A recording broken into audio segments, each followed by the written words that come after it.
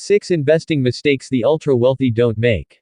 The ultra-wealthy, known as ultra-high net worth individuals, UHNWIs, make up a group of people who have net worths of at least $30 million. The net worth of these individuals consists of shares in private and public companies, real estate, and personal investments, such as art, airplanes, and cars. When people with lower net worths look at these UHNWIs, many of them believe that the key to becoming ultra-wealthy lies in some secret investment strategy. However, this isn't usually the case. Instead, UHNWIs understand the basics of having their money work for them and know how to take calculated risks. Key takeaways. Ultra-high net worth individuals often understand the importance of savings, the basics of investing, and how to take calculated risks.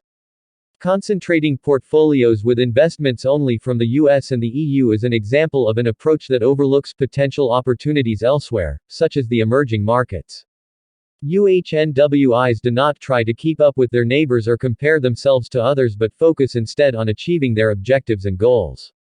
Periodically rebalancing portfolios is essential when trying to achieve the right mix of stocks and bonds over time.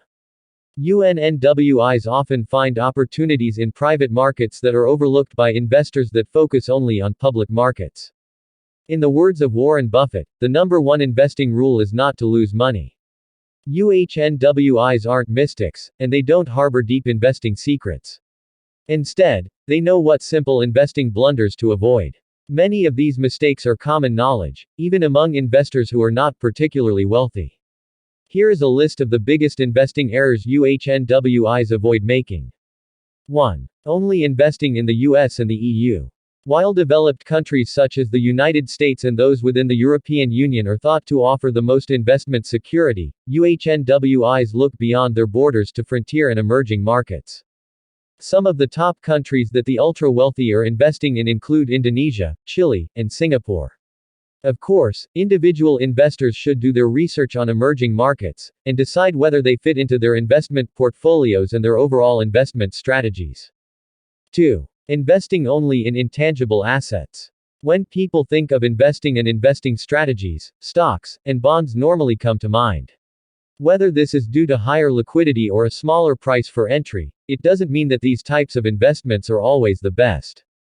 Instead, UHNWIs understand the value of physical assets, and they allocate their money accordingly. Ultra-wealthy individuals invest in such assets as private and commercial real estate, land, gold, and even artwork.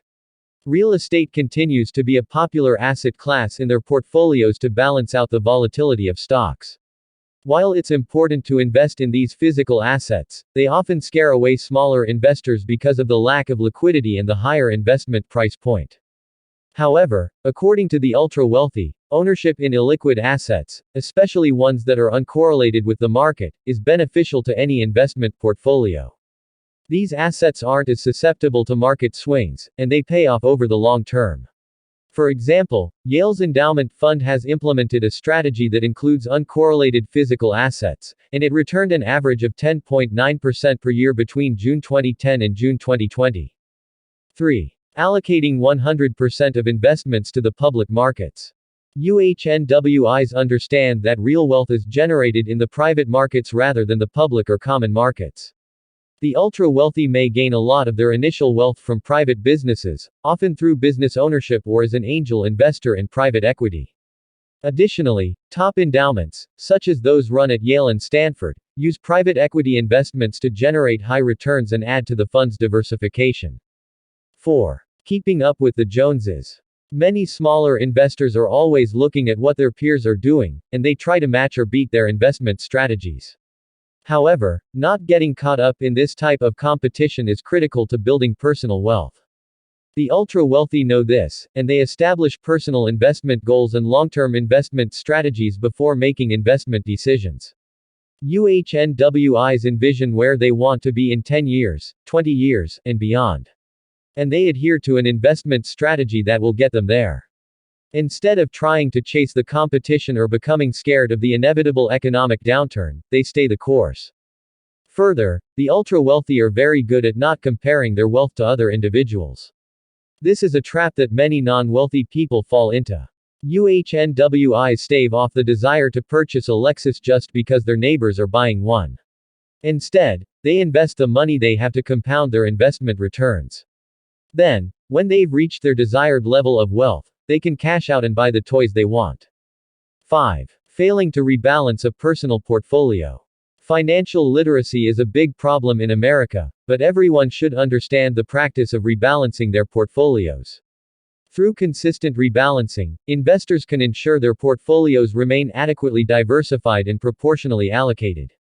However, even if some investors have specific allocation goals, they often do not keep up with rebalancing, allowing their portfolios to skew too far one way or the other. For the ultra-wealthy, rebalancing is a necessity.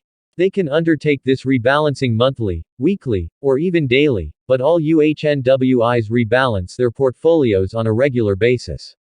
For the people who don't have the time to rebalance or the money to pay someone to do it, it's possible to set rebalancing parameters with investment firms based on asset prices.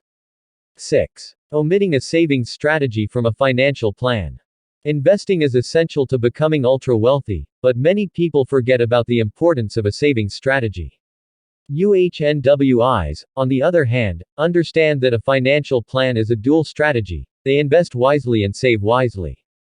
As a result, the ultra-wealthy can focus on increasing their cash inflows as well as reducing their cash outflows, thus increasing overall wealth. While it might not be common to think of the ultra-wealthy as savers, UHNWIs know that living below their means will allow them to achieve their desired level of wealth in a shorter amount of time.